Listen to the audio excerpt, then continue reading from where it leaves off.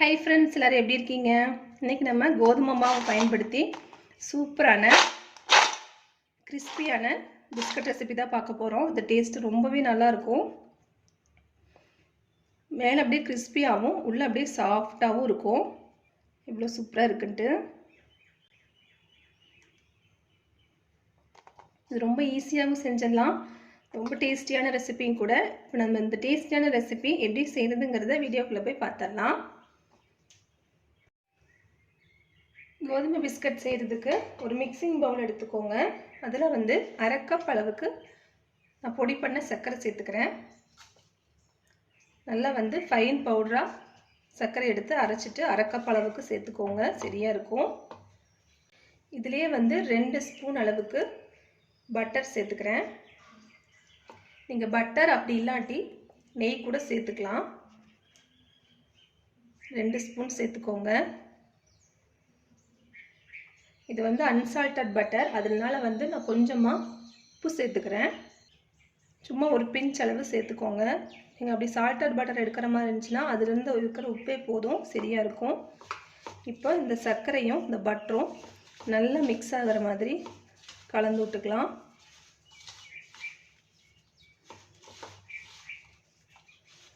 இந்த பட்டருக்கு பதிலாக நெய் சேர்த்துக்கலாம், அதுவும் நல்லாயிருக்கும்.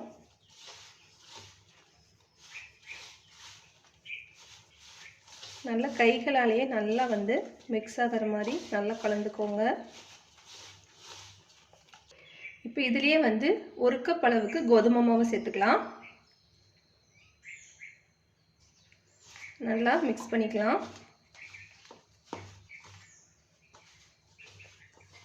பாருங்கள், நல்லா மிக்ஸ் பண்ணி எடுத்தாச்சு. மாவு பிடிச்சா இந்த மாதிரி இருக்கணும்.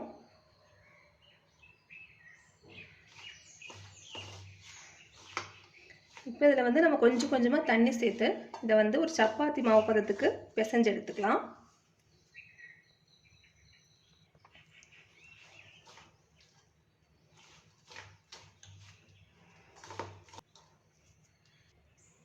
பாருங்கள், மாவு பிசைஞ்சு எடுத்தாச்சு. இந்த பதத்துக்கு பிசைஞ்சுக்கோங்க. கொஞ்சம் இப்படி சாஃப்டாக இருக்கணும். இப்போ நம்ம உருட்டிக்கலாம். ஃபஸ்ட்டு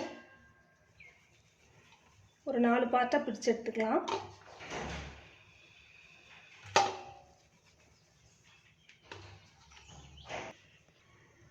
இப்போ நம்ம சப்பாத்தி கட்டையில் வச்சு உருட்டிக்கலாம்.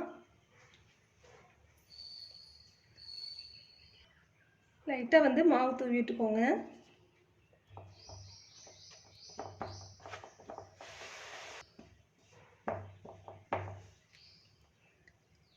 பாருங்கள், திக்னஸ் இந்த அளவு இருக்கணும். இப்போ நம்ம கட் பண்ணிக்கலாம். ஃபஸ்ட்டு ஓரங்களை கட் பண்ணி எடுத்துடலாம்.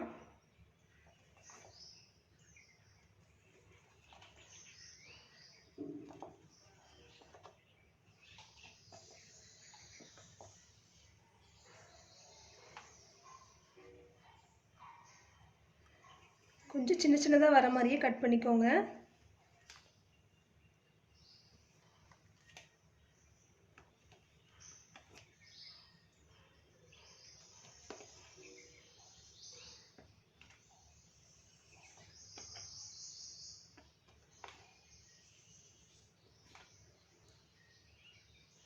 பாருங்கள், இந்த மாதிரி கட் பண்ணிக்கலாம்.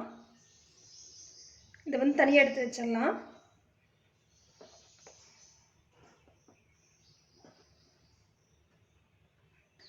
திக்னஸ் பாருங்கள், இந்த அளவு இருக்கணும். இல்லாட்டி பார்த்தீங்கன்னா ரொம்பவுமே மொறுமொறுன்னு வந்துடும். இந்த அளவு இருக்கட்டும். பாருங்கள், இந்த மாதிரி தனியாக எடுத்து வச்சுக்கோங்க. நம்ம நெக்ஸ்ட் பார்ட் உருட்டிடலாம்.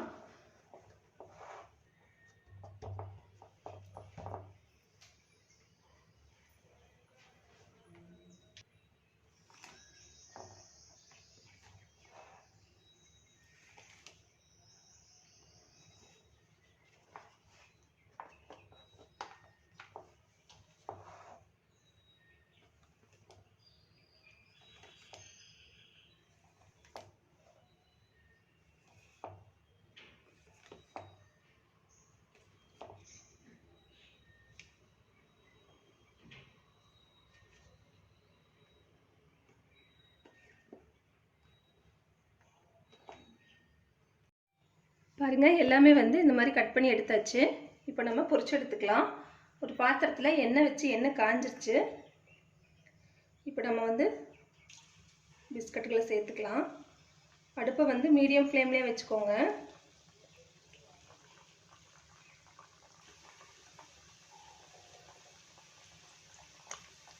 நல்லா செவக்கட்டும்.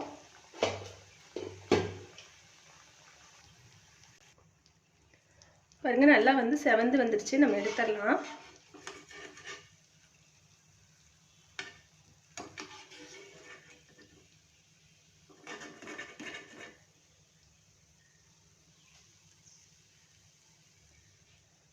இதே மாதிரி நம்ம அடுத்த பேட்ச் போட்டுக்கலாம். பார்த்தீங்கன்னா கிறிஸ்பி இல்லாத மாதிரி இருக்கும். கொஞ்ச நேரம் ஆறுனதுக்கப்புறம் நல்லா பொறுன்னு டேஸ்ட்டாக வந்துடும்.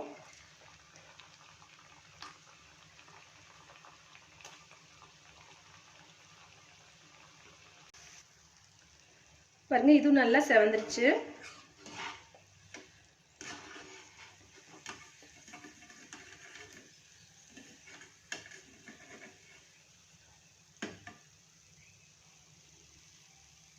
பாருங்க, நம்ம கோதுமை மாவு பிஸ்கட் எல்லாம் சூப்பராக தயாராகிடுச்சு. இவ்வளோ மொறுமொறுன்னு சூப்பராக வந்திருக்குன்னு பாருங்கள். நீங்களும் கண்டிப்பாக இந்த ரெசிபியை ட்ரை பண்ணி பாருங்கள். டேஸ்ட்டு ரொம்பவே நல்லாயிருக்கும். நான் அதை ஆல்ரெடி வந்து சத்து மாவில் எப்படி பிஸ்கட் செய்யுதுங்கன்னு ரெசிபி போட்டிருக்கேன். அதுவுமே டேஸ்ட்டு அட்டகாசமாக இருக்கும். நான் டிஸ்கிரிப்ஷன் பாக்ஸில் கொடுக்குறேன். நீங்கள் தேவைப்பட்டால் செக் பண்ணி பார்த்துக்கோங்க. ரொம்பவே ஈஸியான சிம்பிளான ரெசிபி. மேலே கிறிஸ்பியாகவும் உள்ள அப்படியே சாஃப்டாகவும் இருக்கும். ட்ரை பண்ணி பார்த்துட்டு எப்படி வந்ததுங்கிறது உங்கள் ஃபீட்பேக்கை கமெண்ட் பாக்ஸில் சொல்ல மறந்துடாதீங்க. இந்த வீடியோ பிடிச்சிருந்தா லைக் பண்ணி, ஷேர் பண்ணி, கமெண்ட் பண்ணிக்கோங்க. மறக்காமல் நம்ம சேனலை சப்ஸ்கிரைப் பண்ணிக்கோங்க. தேங்க்யூ.